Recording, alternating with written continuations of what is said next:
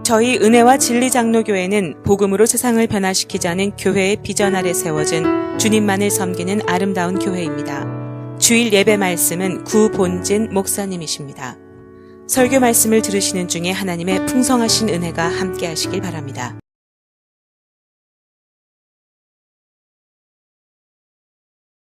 자, 오늘 십계명 강의하는 중에 오늘 두 번째 계명을 말씀을 생각하는 시간이 되었습니다. 십계명을 강의한 것은 벌써 이제 몇 번째 시간이죠. 서론도 했고 1계명으로 두 번 살펴봤으니까 오늘로 하면 4주째가 되겠습니다만 오늘 두 번째 계명 말씀을 상고하게 되었습니다. 너는 자기를 위하여 새기는 우상을 만들지 말라, 이런 말씀이에요. 굉장히 간단하죠. 십계명이 뭐 어려울 건 하나도 없어요. 아주 간단한 명령입니다. 우상을 만들지 말라. 그러면 제목을 잡을 때에 이 계명을 오늘 하나님 말씀을 우리가 나누게 될 때 상고할 때 제목이 가장 간편한 건 뭐겠습니까? 우상을 만들지 말라, 이렇게 하면 되겠죠.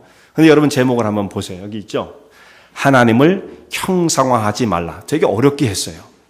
그래서 제가 여러분을 그냥 괜히 어렵게, 편하게도 할 수 있는데 뭐 이렇게 어렵게 하나 하시는 분이 혹시 안 계시길 바랍니다.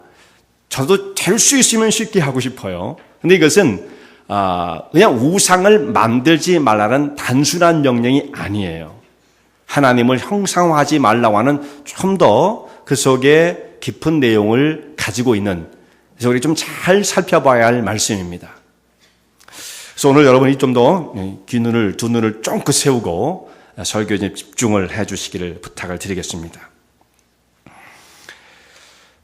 이 두 번째 계명은 우상을 만들지 말라, 이렇게 되어 있어서 이 말씀을 문자적으로 적용하는 사람들이 어떤 얘기를 하느냐 하면 아주 그냥 문자적으로 성경을 볼 때 그냥 문자적으로만 보는 사람 있잖아요. 여기 있는 말씀 보면 이 땅에 하늘에 있는 것이나 땅에 있는 것이나 땅 아래에 있는 것이나 어떤 형상도 짐승이라든지 동물 이런 형상을 깎아서 만들지 말아라, 이렇게 말씀을 하고 있거든요. 그러니까 이걸 문자적으로 적용하는 사람은 조각도 하면 안 된다, 이렇게 얘기를 해요.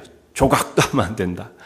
그럼 조형예술, 조각가들 이런 사람들은 그 예술 활동하지 말라는 건데 그런 뜻은 아니에요. 그러니까 너무 성경을 아주 그냥 문자적으로만 보면 성경의 뜻을 잘 드러내는 것이 아니라 그 속에 들어있는 내용, 의미가 무엇인지를 파악해서 그것을 따라가야지 문자적으로만 하면 문제가 많습니다. 이따가도 우리가 몇 가지를 생각할 거예요. 그때 문자를 나타내는 것이 아니고 그 속에 내포되어 있는 뜻이 무언가, 뭘 의미하고자 하는 것이 말씀인가를 우리가 잘 생각해야 하는 것이죠.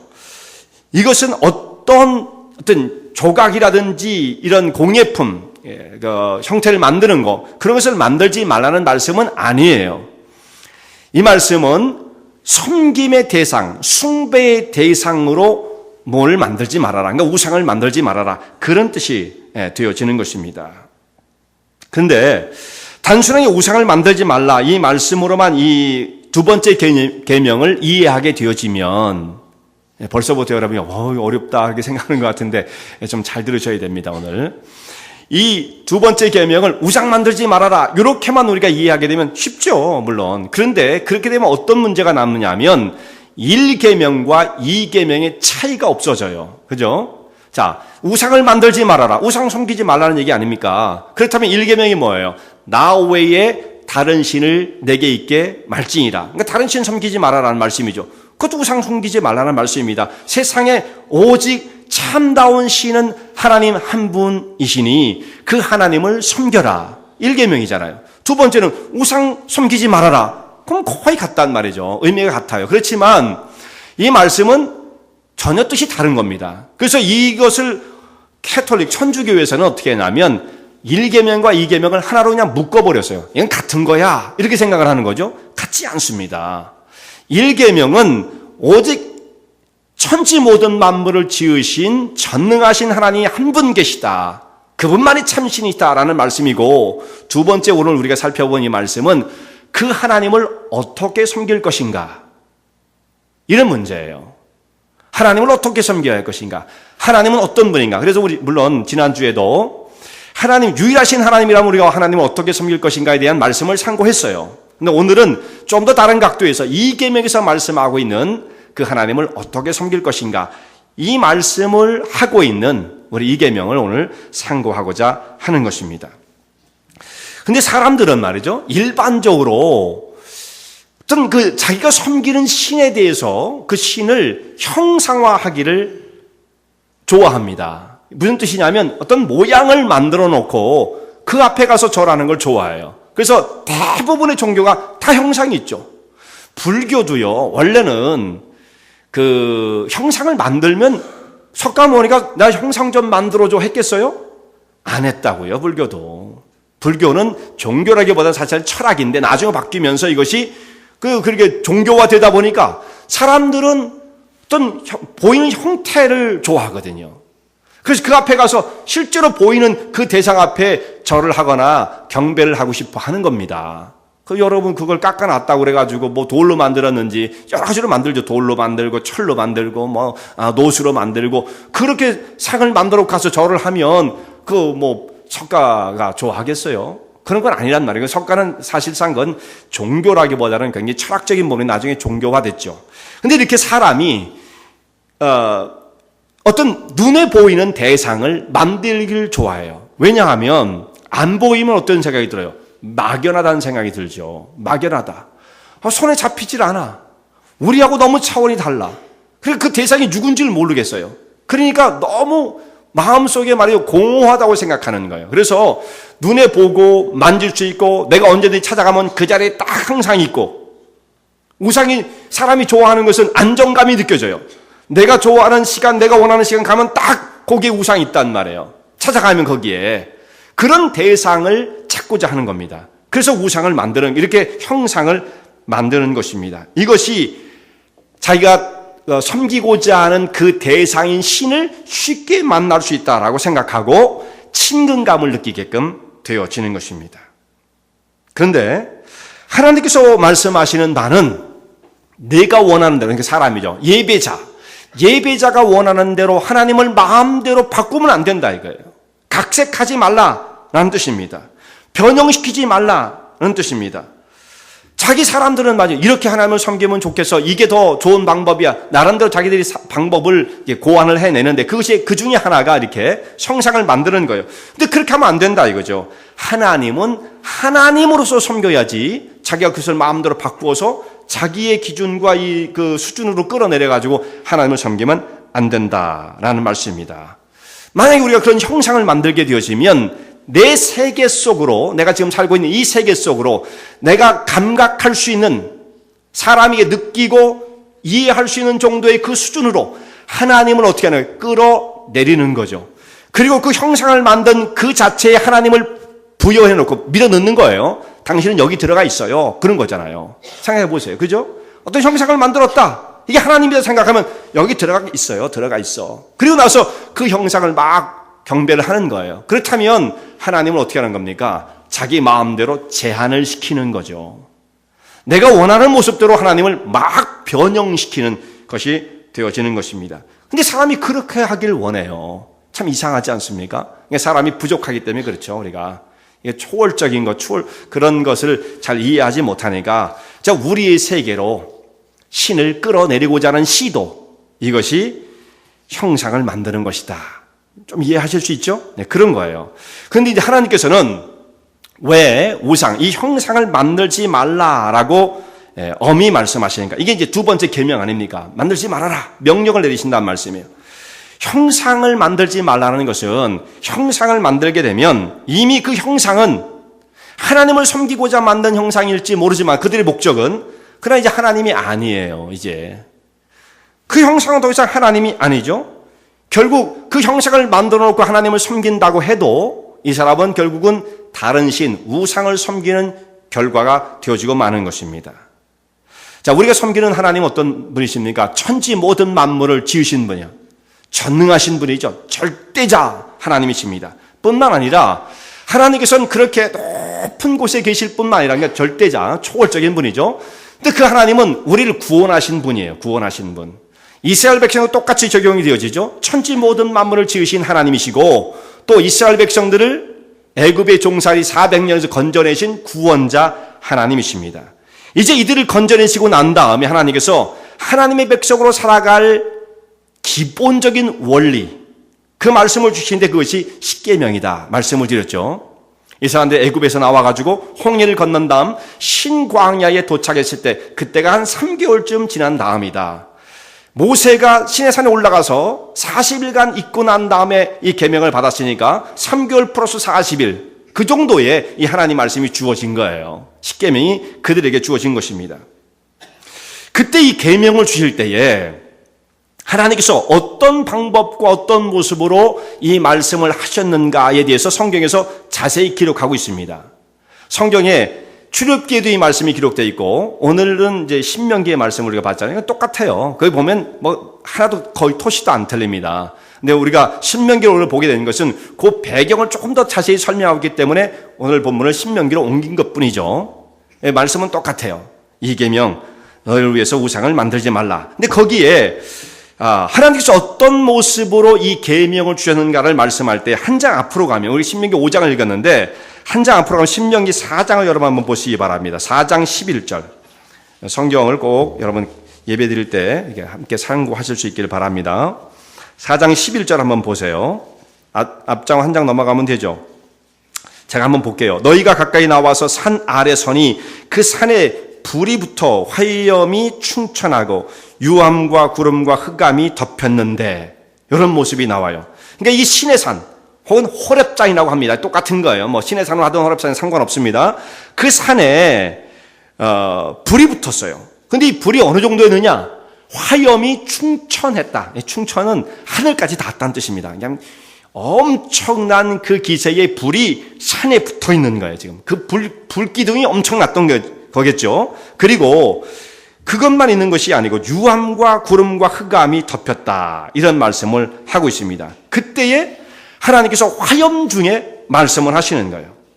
불꽃 가운데 이스라엘 백성들에게서 말씀을 하시는 겁니다. 그런데 그때 하나님께서 말씀하실 때 너희가 아무런 형상도 보지 못하였느니라. 그러니까 하나님의 음성은 들었지만 형상은 보지 못했던 것입니다. 불 가운데 말씀하신 하나님을 그때 이스라엘 백성들이 체험을 했죠. 호렙산의 그 엄청난 정말 무시무시한 광경이에요. 그 불이 붙은 가운데서 하나님께서 말씀을 하십니다. 이 불꽃 가운데서 말씀하신 하나님은 어떤 모습이겠습니까? 그렇게 나타나신 하나님의 그 모습은 어떤 하나님을 의미하고 상징하는 거겠습니까? 사람이 감히 가까이 할 수 없는 권세와 능력, 그 불꽃 가운데 하늘에 닿은 그 불 속에서 말이에요. 하나님께서 말씀을 하신다고 생각해 보세요.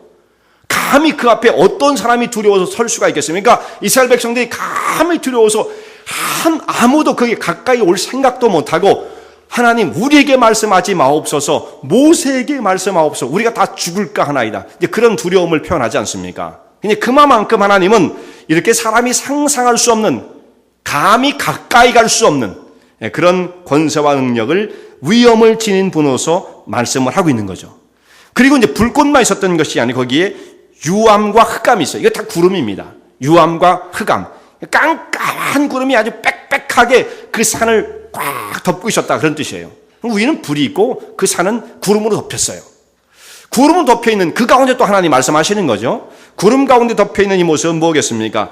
또한 두렵고 신비한 분이에요. 그 속의 깊이를 알 수 없는, 하나님 모르고 저게 하나님이네, 이렇게 알 수 없는 거예요. 이 흑암과 유암이 꽉 잠겨있는 그 상태, 두렵고 신비한 분으로 쉽게 파악되지 않는 분이죠. 파악할 수 없어요, 하나님을 쉽게. 그냥 우리 손에 딱 쥘 수 있는 그런 분이 아닌 거죠. 아무도 하나님 앞에 가까이 접근할 수 없는 그런 하나님의 위엄, 하나님의 권세, 이것을 말씀하고 계신 거예요. 그러니까 한마디로 말하면 이게 무슨 뜻이냐면, 하나님은 이 세상, 우리가 살고 있는 이 세상의 이 땅의 질서 속에 들어와 계신 분이 아니고 초월적인 분이다, 그 뜻입니다. 초월적. 우리는 초월의 세계를 모르는 거죠. 우리는 여기에서 육체를 가지고 인간의 몸을 가지고 이 세상 속에 갇혀 사는 거예요. 우리가 시간을 떠날 수 있습니까? 장소를 떠날 수 있습니까? 아무것도 못하죠. 우리는 이 세계 속에, 이 3차원의 세계 속에 그냥 사는 겁니다. 근데 하나님도 똑같이 사람들이 생각할 때 그 세계 속에 계실 거라고 생각하면 안 된다 이거죠. 하나님은 초월적인 분이시고 감히 상상을 불허하는 분이시다. 근데 그런 하나님을 사람이 이런 모양이야, 이렇게 계십시오, 그렇게 하나님을 규정 지을 수 없다는 말씀입니다. 이해가 가시죠? 그러니까 이 말씀이 뭘 의미하는지. 그러니까 그런 전능하신 하나님을 사람이 무엇을 비교해서 하나님을 형상화할 수 있겠습니까? 어떻게 하나님을 표현할 수 있을까? 어떻게 할 수 있겠어요? 무엇을 하더라도 할 수가 없는 거예요. 인간이 모든 수단을 다 동원해서 가장 값비싼 보석, 금 이런 걸 다 동원해서 형상을, 어떤 형상을 만든다 할지라도 하나님의 존엄, 그때의 존엄을 쓰는 거죠. 정말 하나님의 권위. 존엄은 아무 데 갖다 쓰는 사람도 있어요. 그러니까 존엄. 저쪽 북쪽 사람들은 아무 데 존엄을 갖다 쓰잖아요. 거기다 쓰는 게 아니고 하나님만 쓰는 거예요. 하나님만. 그 하나님의 그 위대하심을 사람이 무엇을 통해서 만들어도 그걸 표현할 수가 없는 거죠. 그러니까 그걸 시도하면 어떻게 되겠어요? 하나님의 그 권세와 능력을 다운그레이드 시키는 거예요. 밑으로 그냥 깎아내리는 것입니다. 그러니까 그런 건 시도조차 하지 말라는 거죠. 우리 지난번에 그런 말씀을 드렸습니다. 사람이 하나님을 최고로 경배하고 하나님을 높이고 영광을 드린다 해서 하나님의 영광이 높아지는 건 아니다. 이미 높으신 분을 더 높일 수 있어요? 안 되는 거죠. 그 영광을 그저 동의하는 것이고 사람이 찬양하는 것뿐이지, 사람이 아무리 찬양한데도 하나님의 영광이 높아지는 건 아니죠. 이미 높아 계신 분을 어떻게 높여? 하나님 되심을 더 하나님 되게 하실 수는 없어요. 사람이요. 그냥 마땅한 영광을 돌릴 뿐이죠.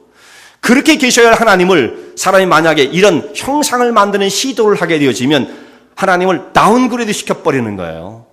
계셔야 할 그 자리에서 하늘에 계셔야 할 하나님을 땅으로 끌어내시는 거죠. 그러니까 하늘에 계시다는 그 표현도 마찬가지예요. 하늘에 하나님께서 하늘 어디쯤에 계시나 그런 의미가 아닙니다. 초월적인 분이라는 뜻이에요. 초월적. 이 세상 속에 우리와 똑같은 이 질서 속에 갇혀 계신 분이 아니시다는 말씀이죠. 그래서 하나님을 형상화하지 말라. 이해 가시죠? 이게 첫 번째 이유가 되겠습니다. 두 번째는 하나님 형상하지 말라 이유는 뭐냐면, 이게 중요해요. 하나님은 들려지는 분이지 하나님은 보여지는 분이 아니다. 중요한 개념입니다. 자, 성경에서 계속 강조하는 건 뭐냐면 잘 들으라는 겁니다. 자, 이 시간도 여러분 잘 들으셔야 돼요. 믿음은 어디서 나요? 믿음은 봄으로 납니까? 아니죠. 믿음은 들음에서 나며, 믿음은 봄에서 절대 그렇게 말씀하지 않습니다. 본다고 믿어지는 게 아니에요. 믿음은 들음에서 나며. 그러니까 이 신앙의 세계, 이 믿음은 청각적인 거예요. 듣는 겁니다. 시각적인 기반에 서 있지를 않아요. 듣는 거다 말씀이죠. 지금 여러분이 그러니까 어떻게 듣느냐. 물론 저도 보셔야 돼요. 저도. 예, 시각도 중요합니다. 저를 좀 봐주세요. 예. 예, 고개를 숙이고 계시지 마시고 될 수 있으면, 예, 적고 계시는 분은 모르겠지만, 깊이 묵상을 하시다가, 주무시는 분이 계실지도 모르니까 저를 보십시오. 예. 그러니까 하나님은 시각적인 것이 아니다. 청각적인 것이다. 자, 우리가 예수님을 보았기 때문에 믿었습니까? 들었기 때문에 믿었죠. 예수님을 보고 믿는 사람도 그 당시에는 없었던 건 아니에요. 그걸 완전히 없다고 말할 수는 없지만, 하여튼, 제너럴한 거죠. 제너럴한 거. 대부분의 경우, 거의 다죠. 그것은 들으면서 예수님을 믿게끔 되어지는 것입니다. 우리가 다른 사람에게 예수님을 보여줄 수 있어요? 보여줄 수는 없어요. 들려줄 수 있죠. 복음을 보여줍니까? 복음을 전하는 거죠. 말해주는 겁니다. 그러니까 결국은 다 말하는 거예요, 말하는 거. 말하는 걸 듣는 겁니다. 이걸 어떻게 듣는 거냐가 굉장히 중요해요. 듣는 거 보면 그 사람의 신앙은 그로 딱 규정되어지는 거예요. 여기서 더도 아니고 덜도 아닌 겁니다. 어떻게 들었느냐? 듣는 게 이만큼 중요하니까 성경에서는 계속 들으라고 말씀하시죠. 내 말을 자세히 귀를 기울여 들으면, 하나님 계속 그렇게 말씀하시는 거예요. 내 말을 들으라. 계속 말씀하시는 거예요. 여기를 봐라. 그런 건 별로 없어요. 들으라는 말씀이에요. 들으라. 들려지는 분이시다. 신명기 4장 12절에 있는 말씀 보면, 신명기 4장 12절 보죠. 그 앞에 한 장 넘겨서요. 여호와께서 화염 중에서 너에게 말씀하셨죠. 음성뿐이므로 너희가 그 말소리만 듣고 형상은 보지 못하였느니라. 자, 음성만 들었어요. 근데 형상은 보지 못했다. 보았던 건 뭐냐면 하나님의 형상을 본 것이 아니라 화염이 충천했던 것, 하늘까지 닿았던 것, 흑암과 유암이 산을 덮었던 그 권위와 위험의 문제, 그 모습을 보긴 봤어도 그건 하나님은 아니잖아요. 그런 상태를 봤을 뿐이죠. 그 들었어요, 하나님의 음성을. 그러니까 하나님은 들려지는 분이지 보여지는 분이 아니다 라고 말씀을 분명히 하고 계시는 겁니다. 근데 예수님의 제자들도 하나님을 보고 싶었습니다. 이게 사람의 욕구예요. 그러니까 자꾸 형상을 만드는 것도 거기서 출발하는 겁니다. 하나님을 보고 싶어요. 예수님의 제자들 가운데서도 답답하니까 예수님께 이런 말씀을 드리잖아요. 예수님, 저에게 하나님 아버지를 한번 보여주시면 마음이 후련하겠습니다. 그런 말씀을 드린 제자가 있죠. 오늘 일부 예배 드리지 않은 분들 중에 그 제자가 누군지 아시는 분 계세요, 혹시? 한번 예수님을, 아버지를 한 번만 보여주면 제 마음이 흡족하겠습니다. 족하겠나이다. 그런 말씀을 드린 사람이 있죠. 누구죠? 예수님의 제자 12명 다 얘기해보면 그 중에 하나 맞겠죠. 뭐. 예. 누구죠? 도마? 도마랑 비슷한 그 옆에 같이 있었던 사람이에요. 주님이 어디로 가시는지 알지 못하거늘 그 길을 어찌 알겠습니까? 도마가 그 얘기를 했고, 그 현장에서 빌립이라는 사람이 하나님을 한번 보여주십시오. 그렇게 부탁을 드렸어요. 보고 싶은 겁니다, 사람은. 청각적인 것 갖고는 속이 안 차요. 보고 싶은 거예요. 그런 욕구가 사람 가운데 있는 것입니다. 그런데 이때 예수님께서 어떻게 대답하셨느냐? 이 굉장히 중요한 겁니다. 예수님께서 어떻게 대답하십니까? 내가 이렇게 오래 너희와 함께 있으되 내가 나를 알지 못하느냐? 나를 본 자는 아버지를 보았거늘 어찌하여 아버지를 보이라 하느냐? 내가 너희와 함께 오래 있었기 때문에 나를 알지 못하느냐? 나를 본 자는 아버지를 보았다. 이 보았다는 말씀을 쓰셨어요. 그거 보는 거네. 또 그렇게 쉽게 생각하면 안 된다고 말씀드렸습니다. 성경을 그렇게 너무 단순하게 그렇게 보면 안 돼. 유치원 수준으로 보면 안 돼요. 보았네. 그렇게 생각하시면 안 됩니다. 그 뜻이 아니에요, 이게. 자, 나를 본 자는 아버지를 보았거늘 어찌하여 아버지를 보이라 하느냐? 이게 보이라 또 보이라. 그러니까 보이는 거 아니다. 예수님 그렇게 말씀하시는 거죠. 자, 예수님을 보았다는 것은 이 사람들 짐쩍 눈으로 봤어요. 그렇게 예수님을 본 사람은 그러면 하나님을 본 것으로 말씀하시는 건가? 그럼 하나님이 예수님처럼 생겼습니까? 외형적으로 하나님이 그렇게 생겼습니까? 예수님을 봤더니 하나님 아버지가 저렇게 생기셨구나. 그렇게 알 수 있는 거예요? 그걸 말씀하시는 것이 아니라는 걸 이건 상식을 가진 사람이라면 알아야 되는 거죠. 그걸 지금 전제하고 있는 겁니다. 하나님 예수님께서 지금 말씀하시는 거가 나를 본 자는 아버지를 보았거늘 내가 예수님을 지금 만약에 예수님 앞에 있는 제자들에게 지금 나를 보이지 이하나님 아버지가 이렇게 생겼어. 그 뜻이 아니라는 걸 알죠, 여러분? 그 뜻이 아닌 겁니다, 지금. 그런 뜻으로 말씀하시는 것이 아닌 걸 우리가 이게 상식으로 알 수 있는 거죠. 이것은 예수님을 통해서 하나님이 나타나 보여주고 있다는 뜻으로 다른 의미예요. 다른 의미. 그러니까 예수님의 겉모습은 만졌고 만나고 봤어도 그분 하나님이 아니에요. 그 겉모습은. 예수 완전히 100% 사람입니다. 그 겉모습은. 그렇지 않습니까? 예수님의 이 손이 이런 것이 다 하나님이에요. 완전한 100%의 사람이죠. 그 사람을 만나고 나서 예수님을 보고 아버지를 보았다 할 수 없죠. 이게 시각적인 것이 아니라는 말씀이죠. 그런데 예수님은 100% 하나님이라는 말씀이에요. 어떤 면에서 그렇습니까? 그 속에 지니신 권세와 능력이 하나님이란 뜻이지 이 겉의 피부와 이런 조직들이 하나님의 뜻은 아니라는 거 아니겠습니까? 그러니까 하나님은 어떻게 볼 수 있어요? 예수님의 사역을 통해서 예수님의 가르치는 말씀을 통해서 예수님의 인격을 통해서 풍겨져 나오는 그 모습을 통해서 하나님을 체험하는 겁니다. 그러니까 본다는 의미가 뭐겠어요? 눈으로 본다는 게 아니죠. 예수님을 그렇게 체험하는 것을 통해서 너는 이미 하나님 아버지를 체험하고 있는 것이다. 그런 뜻으로 말씀하신 거죠. 보았다고 그래가지고 그냥 봤네요? 이렇게 생각하면 안 된다는 거예요. 성경을 그렇게 보시는 분들이 간혹 계시다 이거죠. 그러니까 성경을 너무 지나치게 한 가지에 이단이 어떻게 해서 출발하냐면 한 가지 봤잖아요 그런단 말이에요. 그러면 이제 문제가 심각해지는 거죠.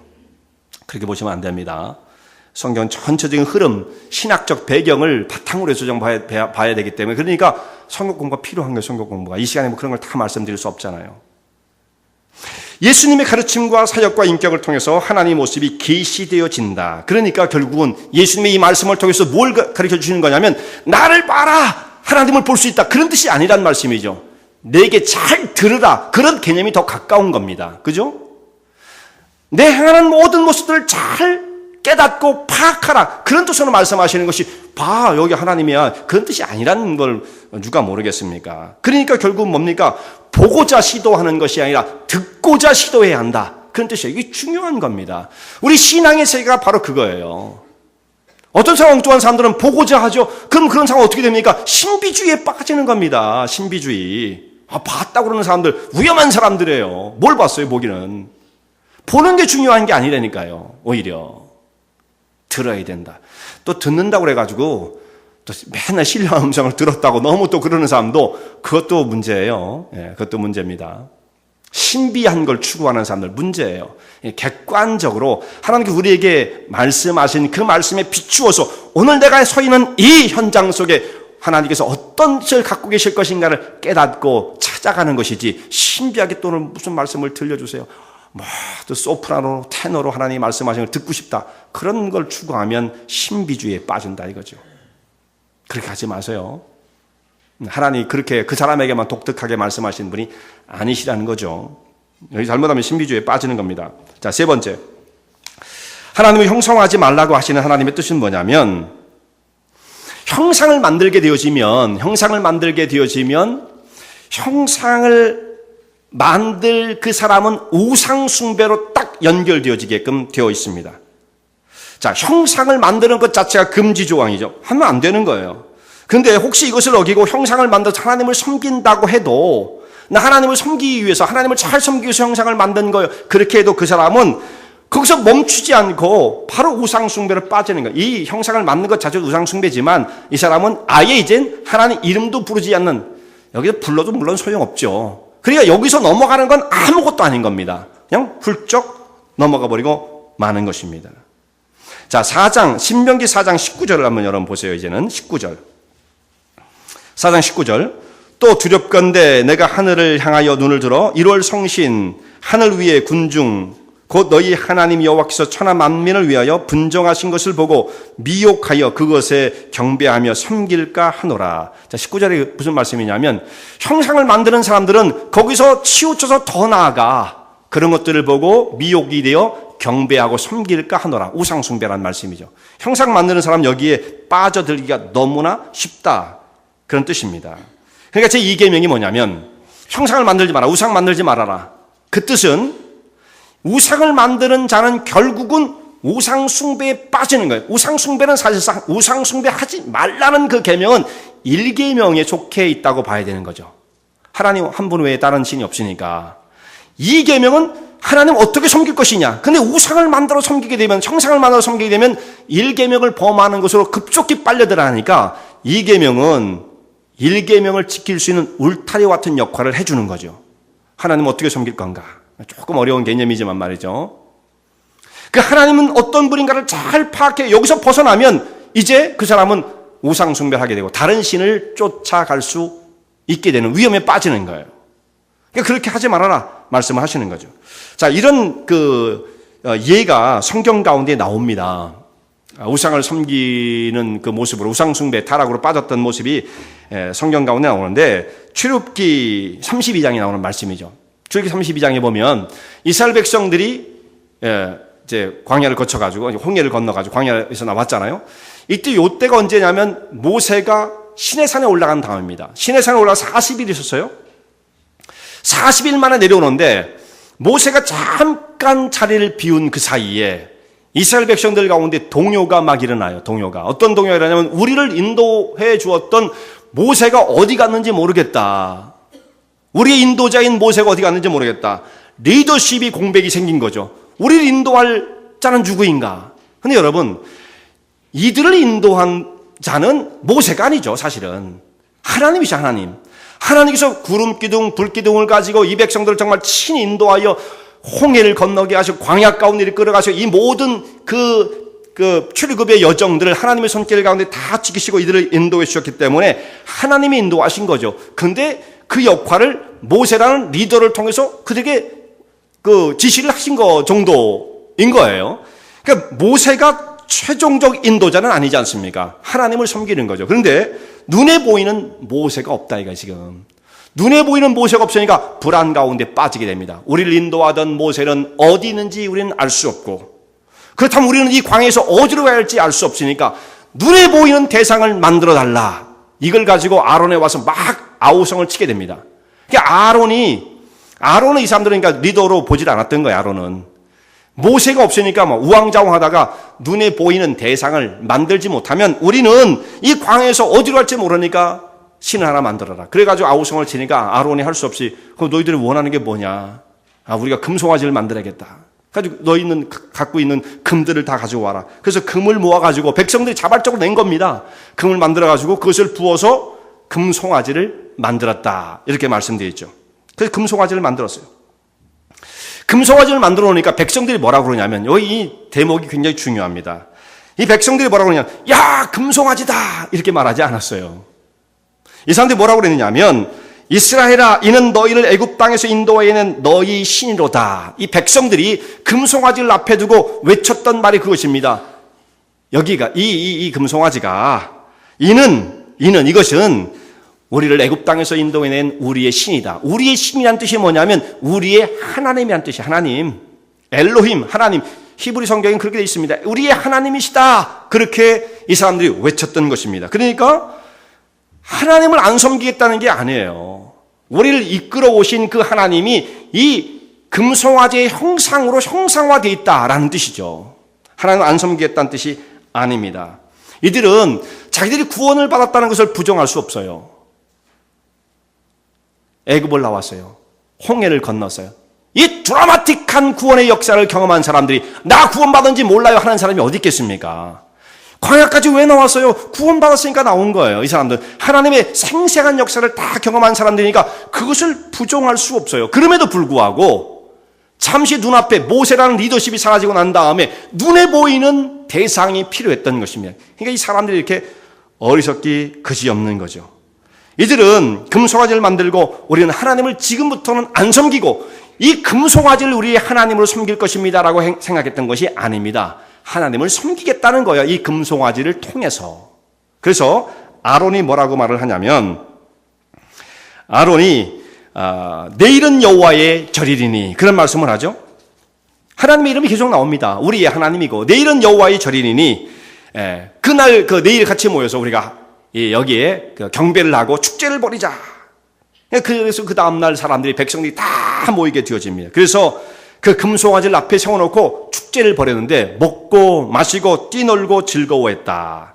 금송아지 앞에서 너무 이 사람들이 신났습니다. 눈에 보이는 대상이 있으니까 금이 번쩍번쩍하고 막 그러니까 이게 훨씬 더 생생한 거예요. 생생해. 실감이 가는 겁니다. 아무것도 없는 하나님을 섬기라고 그러니까 맹숭맹숭했는데 눈앞에 딱 금송아지가 있고 그러니까 말이죠. 뭔가 리얼하죠. 이게 리얼해요. 눈으로 시각적으로 쫙 자극적으로 들어오는 게 있어요. 그래서 그 백성들이 거기서 너무 신나가지고 막 먹고 마시고 뛰놀고 예배를 드린 건지 본 건지 한 건지 하여튼 막 그래가면서 너무너무 신난 거예요. 이 모습을 옆에서 딱 지켜보면 우리는 뭐라고 생각하겠습니까? 그걸 영적인 시각에서 어떤 사람은 볼 때, 야, 은혜 많이 받는구나 하는 사람이 있을지 몰라요. 네. 너무 기쁘니까 말이죠. 여러분, 예배를 드리는 중에 막 그냥 기뻤다, 뭐 그냥 웃기고 너무 좋았다. 그럼 어떤 사람은 은혜 받았다 그러잖아요. 그게 은혜 받는 겁니까? 나만 좋으면 은혜 받는 거예요? 지금 이 사람들은 너무너무 신났어요, 지금. 그냥 뭐 하늘에서 불이 내려온 것 같아요. 너무 막 그냥 광란의 도가니, 은혜의 도가니죠. 사람들이 모여가지고 막 춤을 추고 난리가 났어요. 어떤 사람은 정말 뛰놀고, 여러분 찬송을 하려도 어떤 사람은 이렇게밖에 못해요. 이렇게 손뼉을 칠 때도.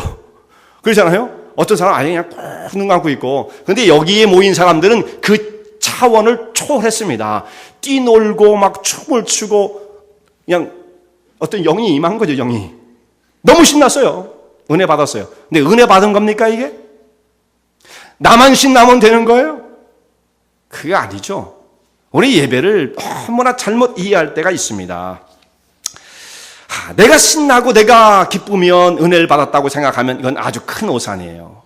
정말 그 은혜가 하나님께로부터 말미암은 것이 내 혼자 신명난 건지 예수 없을 때도 우리 민족은 신명의 민족이에요. 나 혼자 신명 난 건지, 그러니까 신바람은 이거 위험한 겁니다. 그러니까 신바람 그런데 그러면 안 돼요. 그럼 위험한 겁니다.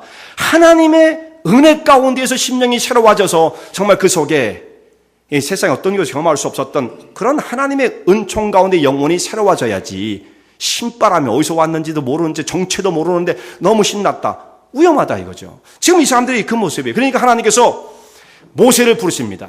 그때 모세가 뭐하고 있었냐면 그 시내산에서 하나님을 대면해서 만나서 지금 십계명을 받고 있는 장면이잖아요. 그때 하나님께서 모세에게 말씀하십니다. 모세야, 너 빨리 내려가라. 내가 인도해낸 내 백성이 부패하였다. 부패했다고 말씀하세요.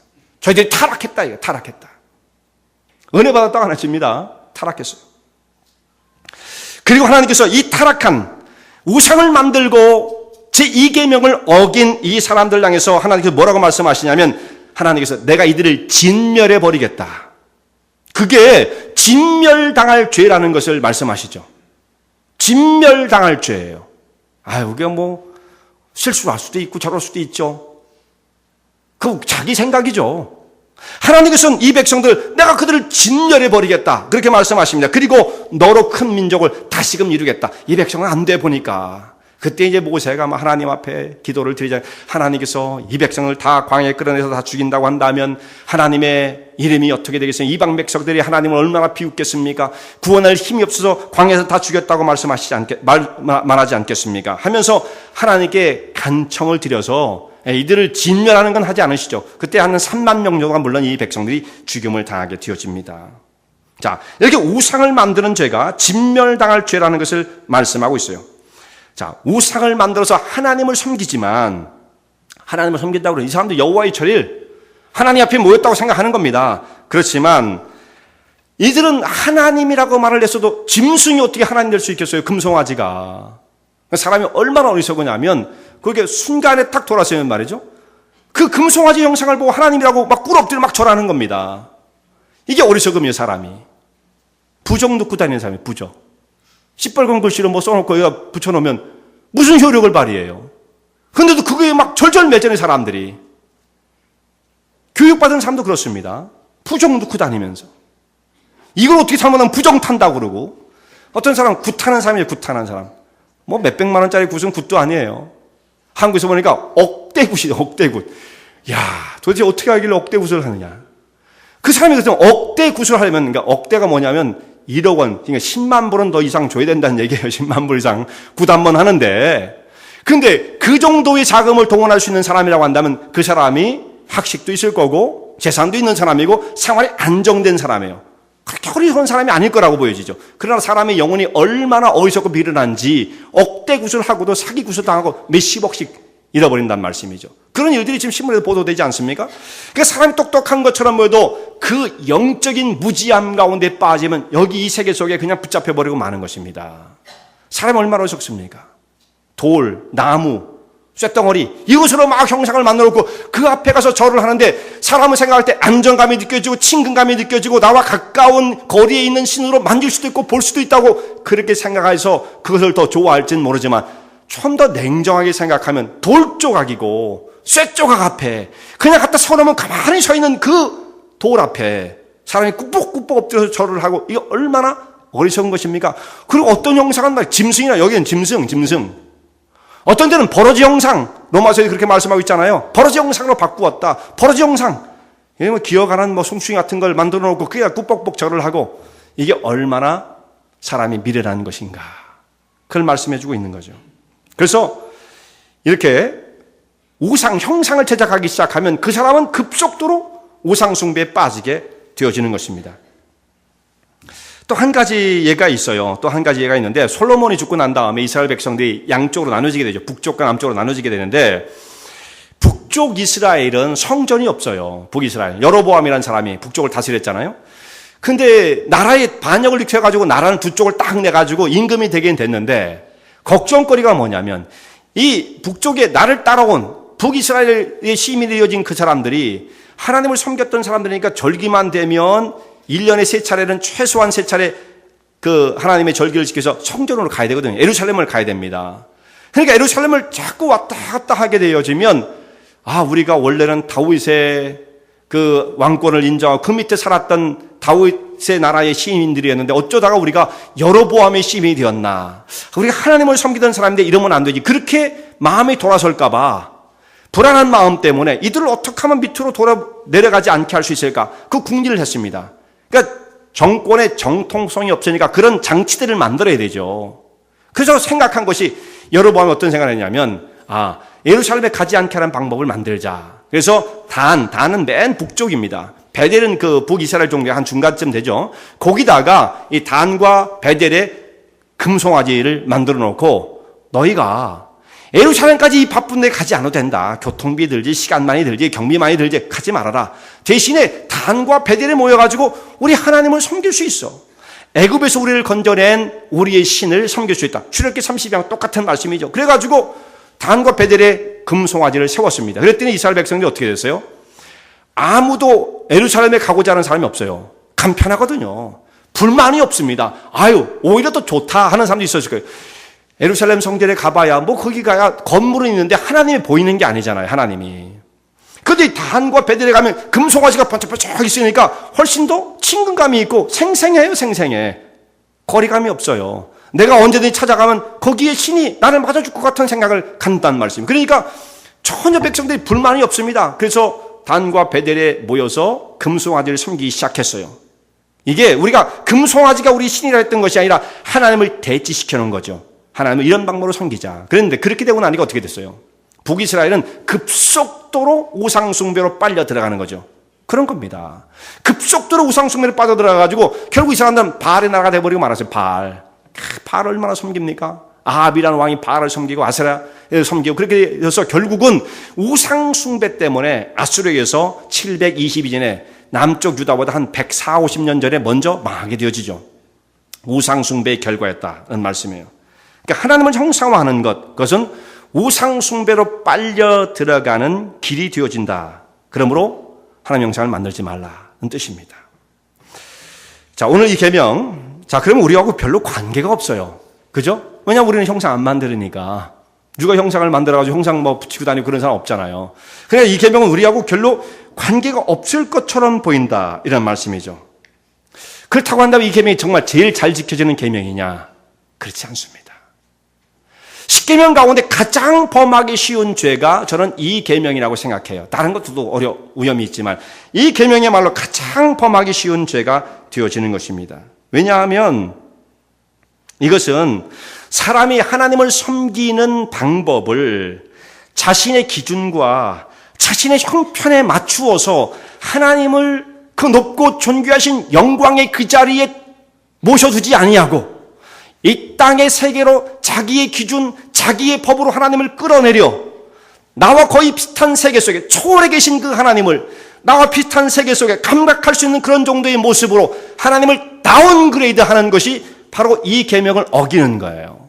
자, 그런 일들이 어떻게 생겨납니까? 하나님을 섬길 때 하나님께서 오늘 우리에게 요구하시는 바가 무엇인가라고 하는 것을 철저하게 생각하고 정말 그렇게 하지 못하는 우리의 연약함, 물론 하나님 요구하는데 다 살 수 없어요. 우리가요. 부족한 게 있어요. 그렇지만 어떻게 하면 그것을 맞춰갈 수 있을까 생각을 하고 우리의 허물과 약함들을 주님 앞에 고백하는 겁니다. 하나님이 뜻대로 살기를 원하지만 오늘도 우리가 그것을 이루지 못한 우리의 약함이 있습니다. 이렇게 해서 자꾸 그 길을 추구해야 하고 추구해야 되는 거죠. 그런데 많은 사람들이 어떻게 생각하냐면 내가 생각하는 것이 기준이에요. 나의 형편과 처지가 기준인 것입니다. 이것이 또한 법이 되어버렸어요. 내가 더 이상 여기서 어떻게 하란 말이야. 우리가 늘 쓰는 말이죠, 그거. 내가 여기서 어떻게 더 이상 할 수 있어. 나도 나름대로 하나님을 향해서 최선을 다하고 있는 거예요. 내 형편과 처지를 따라서 하나님을 다운그레이드 시키면 이게 바로 이 계명을 어기는 거예요. 세상에 형편과 처지가 없는 사람 없어요. 다 있죠. 나의 상황 다 있어요. 그게 없는 사람이 세상에 어디 있어요. 근데 그 형편에 맞춰서 하나님은 이것으로 만족하세요. 어쩔 수 없어요. 저는 이것이 최선의 헌신입니다. 최선의 방법입니다. 더 이상은 무리입니다. 그걸 요구하신다면 하나님 곤란해요. 만약에 그렇게 우리가 생각한다면 이것은 하나님을 다운그레이드 시켜서 내 기준에 맞춰 가는 것입니다. 여러분, 형상을 만드는 거, 요즘은 그런 짓 안 하죠. 그런 일 안 합니다. 돈 들어요. 또 그런 것도 하라고도 안 해요. 그죠? 대신에 일상적으로 우리는 하나님을 자기중심적으로 그 세계 속에 끌어내리는 거예요. 근데 왜 이런 일이 벌어지느냐? 왜 이런 일이 벌어집니까? 지금 늘 말씀드리지만 포스트 모더니즘의 이 사상 속에 우리는 꽉 들어와 있어요. 그래서 사람들이 어떤 생각을 하냐면 내가 생각하는 그게 기준이에요. 그게 옳아요. 그게 선입니다. 더 이상 남의 얘기 들을 것도 없어요. 이게 오늘날 우리의 사상을 지배하고 있어요. 누가 나한테 뭐라고 그래? 기분 나쁘게. 다 그렇게 생각하죠.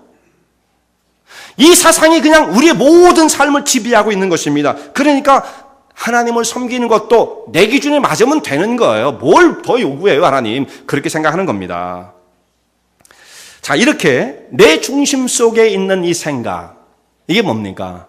탐심이에요, 탐심. 자기중심적인 생각. 내 욕심, 내가 최고야. 탐심이죠. 고린도서 3장 6절에 3장 5절에 뭐라고 말씀하시냐면 탐심은 우상 숭배다 딱 연결시킵니다. 내 중심적인 생각 속에 있으면 그 사람은 지금 우상 숭배를 하고 있는 거예요. 신약적 개념에서 보면 그렇게 말씀하고 있는 거죠.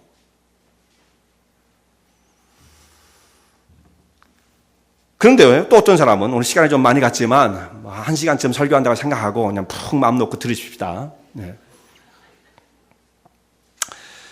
어떤 사람들이 이런 생각을 해요.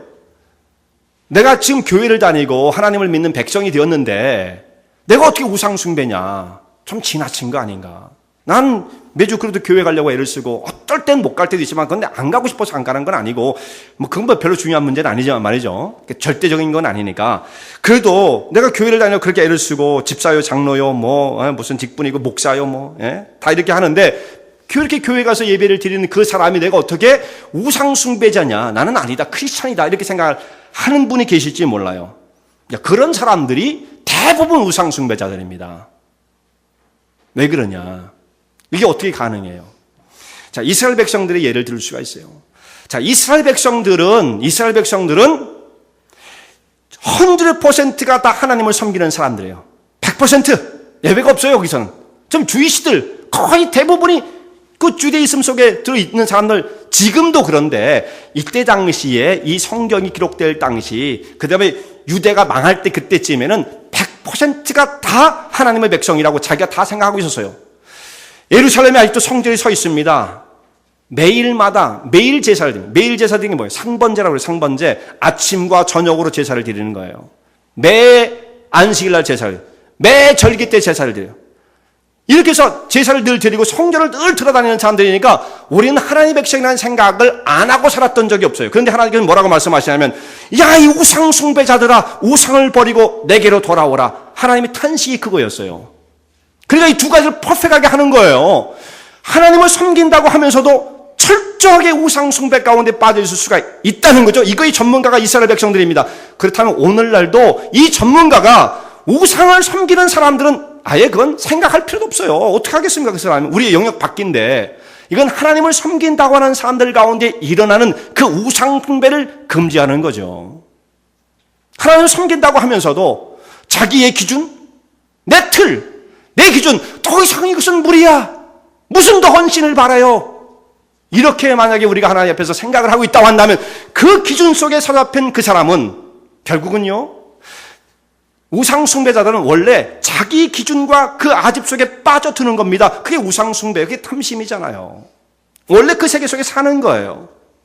이게 바로 오늘날 크리스찬들 가운데 이런 모습이 일어나는 거죠. 그런데 과거에 우상 숭배한다고 눈으로 딱 보였어. 아, 저 사람 우상 숭배하는구나.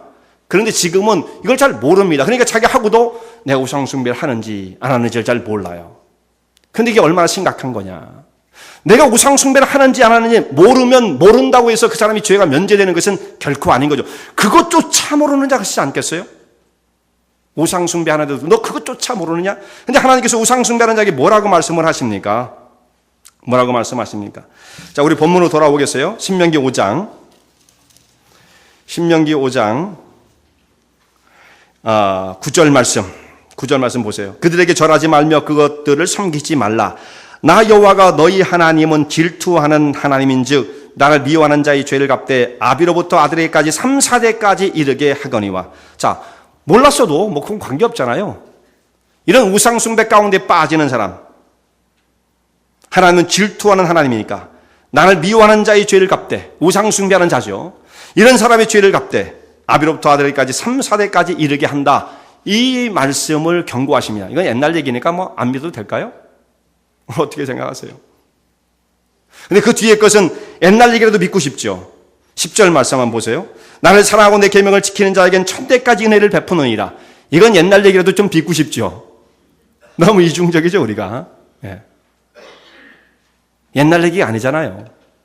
십계명은 시대를 초월하는 것입니다.